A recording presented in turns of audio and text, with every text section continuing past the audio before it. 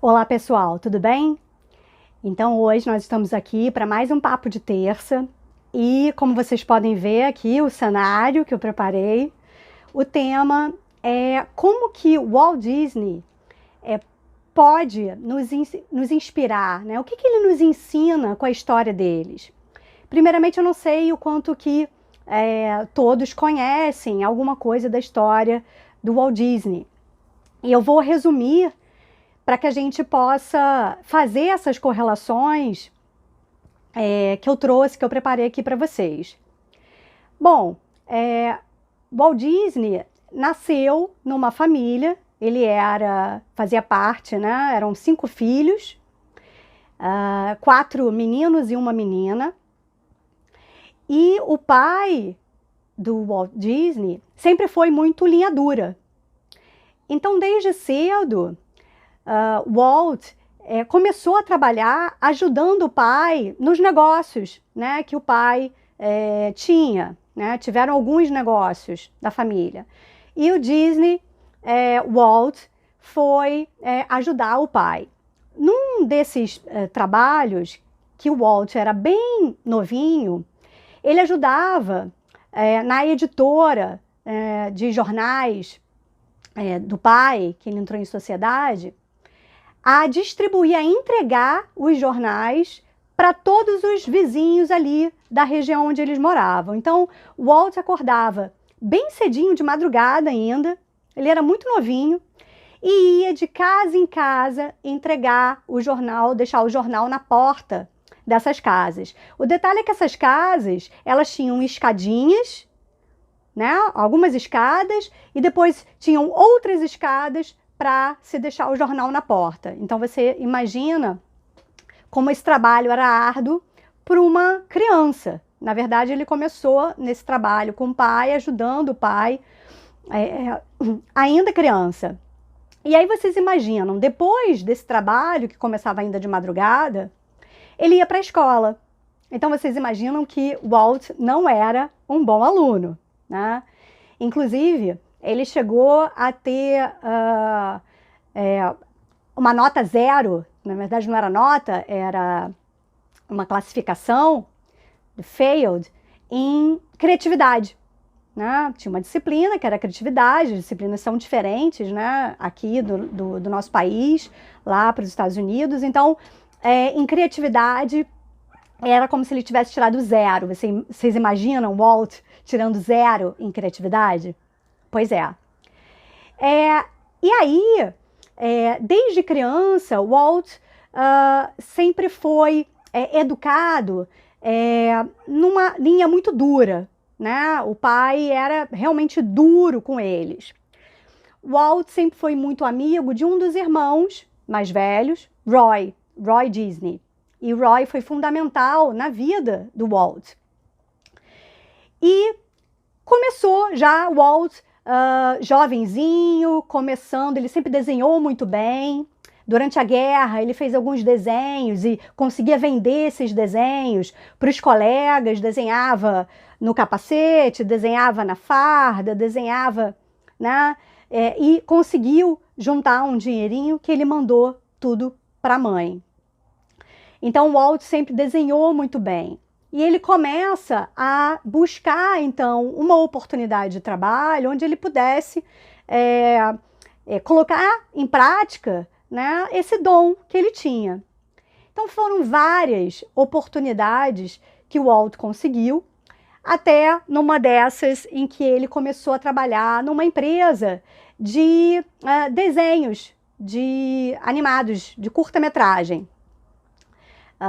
Só que o Walt achava que aquela metodologia daquela empresa era muito complexa, muito complicada, muito demorada. E ele começou a pesquisar, então, novas formas mais interessantes de se fazer aquele mesmo trabalho para que ele fosse mais produtivo. Ele foi para Nova York, ele pesquisou, falou com algumas pessoas e trouxe para essa empresa onde ele trabalhava uma coisa diferente. Olha só que bacana!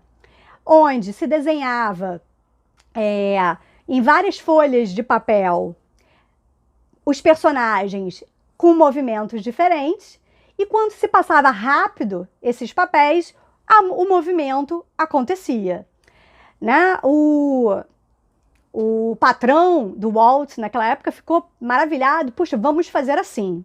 E começaram a fazer assim. Em resumo, Walt foi enganado, passado para trás, perdeu tudo, mas ele não desistiu. Essa é uma primeira característica marcante que fica da história de Walt. Ele era muito curioso, né? Então ele não estava satisfeito, né? Sempre querendo buscar algo melhor, mais moderno, mais interessante. Então Walt, depois em outras oportunidades, quis colocar som e cor nos desenhos animados. E todo mundo chamou ele de louco. Imagina, como que vai fazer isso? Primeiro foi a cor, né? E depois era o som. Né? Naquela altura, Roy, que já acompanhava, né, o irmão nessas ideias mirabolantes, sempre falava que era louco, que você é louco, é maluco, né? Isso não vai dar certo, isso custa muito dinheiro. E o Walt sempre acreditando, né, em buscar algo melhor, muito criativo, gênio, uma visão à frente da sua época, sem dúvida nenhuma, e ele conseguiu. Então ele conseguiu trazer cor aos desenhos animados, ele conseguiu trazer a sonorização para os desenhos animados. Isso é só um resumo, gente, porque isso é muito detalhado, foram muitas idas e vindas, muita pesquisa, muitos contatos, né, muitos fracassos, até que em um momento ele teve também a ideia, e conversando com o irmão, falou: Roy, eu quero fazer um filme de longa-metragem de desenho animado. Eu não quero mais fazer curtas-metragens, aqueles que antecedem os filmes principais nas salas de cinema. E aí, de novo, o Roy falou: você é maluco, você é louco, isso vai custar uma fortuna, como? Ninguém vai querer assistir isso. Como é que alguém vai querer ver um desenho animado com duração de 1h30, 2 horas? E ele, né, moveu fundos imundos e conseguiu. É claro que, antes disso, Walt identificou que ele era péssimo com finanças, ele era péssimo em administrar o negócio dele, né? Por isso que ele foi enganado várias vezes, foi passado para trás, assinou contratos, né, que passavam direitos de seus personagens para empresas. E aí, diante disso, para que eles pudessem realmente crescer e formar a companhia deles, o estúdio deles, estúdio Walt Disney, Roy, então, assumiu essa parte mais burocrática, mais financeira, da gestão da empresa, enquanto Walt ficava lá com a criatividade, com a genialidade, né, com esse perfil de empreendedorismo. E foi assim que começou a coisa a acontecer. Então, o primeiro sucesso do desenho animado de longa-metragem foi Branca de Neve e os Sete Anões. Foi um sucesso maravilhoso, recorde de bilheteria, inclusive de principais filmes daquela época. Só que nem sempre foi sucesso. Outros filmes, outros desenhos animados que Walt Disney lançou, não fizeram o mesmo sucesso. Não foi do agrado ao público. Mais uma vez, ele não se deixou abater e por aí foi. Lá pelas tantas, ele teve uma outra ideia.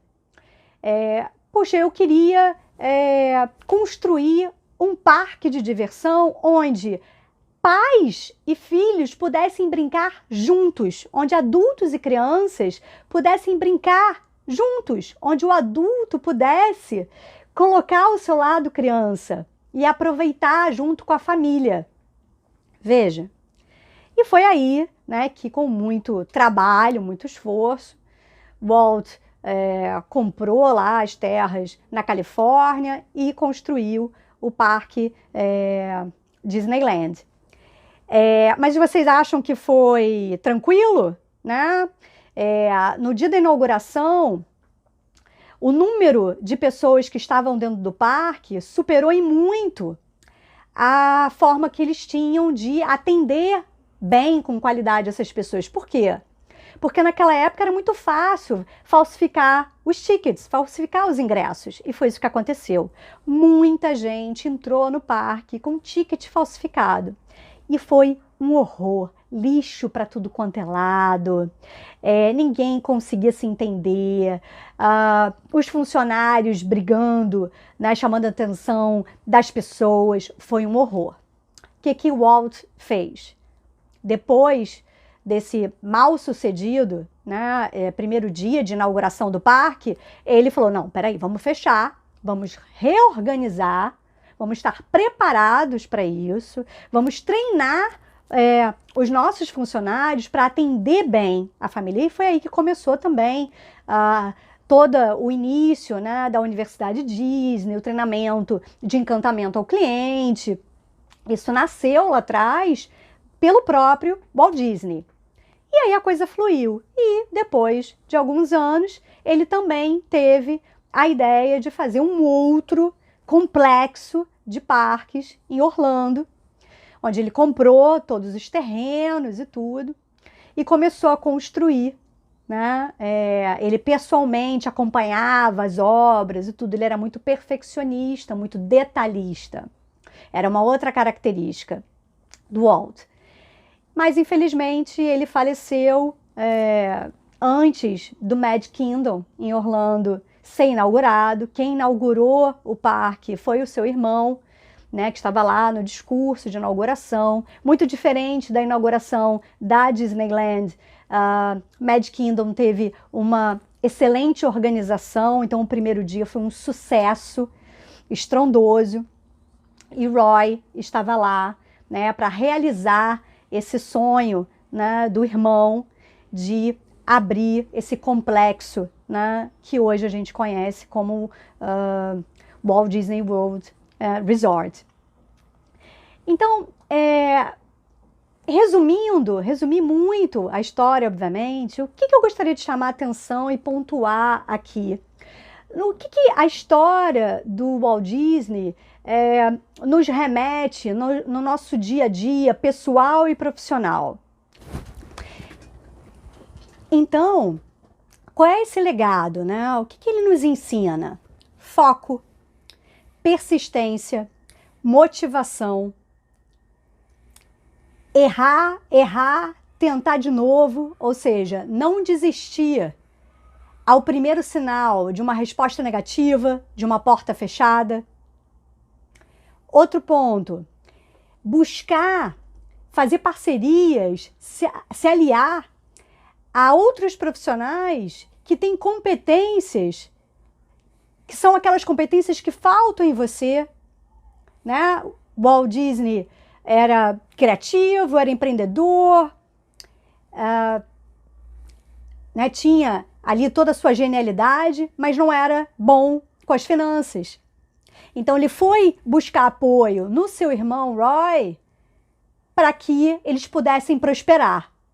Senão ele ia continuar batendo cabeça. Então, trazendo isso para o mundo corporativo, essencial nas equipes, onde o líder, de novo, a gente fala muito sobre isso aqui nos vídeos, o líder ele não precisa ter todas as respostas.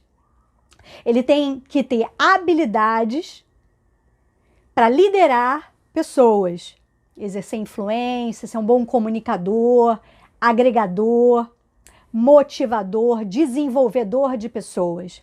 Algumas competências, as quais ele não tem, ele tem que buscar na sua própria equipe para apoiar aquela equipe, para apoiar o líder a buscar e atingir os resultados esperados pela empresa, entregar os resultados para a empresa, ou trazendo para o empreendedor se associar a outras pessoas que têm competências as quais você não tem, para o seu negócio prosperar.